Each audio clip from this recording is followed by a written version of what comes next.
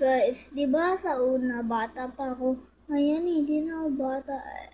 Madami ako pero hindi talaga nagsasabi ako sa inyo. Pero ngayon, nagsasabi na ako. Kamusta ako.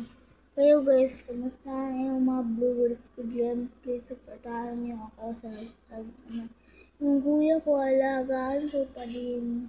Pero ngayon, grade 2 na ako siya, grade 8.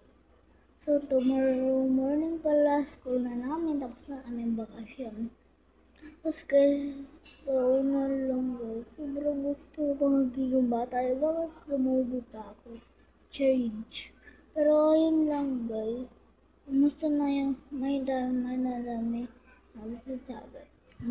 Tanong lang yung pamilya ko, bakit hindi ako magsasabi sa inyo? Okay naman sila guys. Yung tito ko, ng Manila. Ayun lang yung nawala sa akin. So, yung tito ko, yung tito ko yung isa, bawal ko sabihin na rin nangyari sa iya. Pero, basta bawal yun, yes. Dumdumin yun na lang.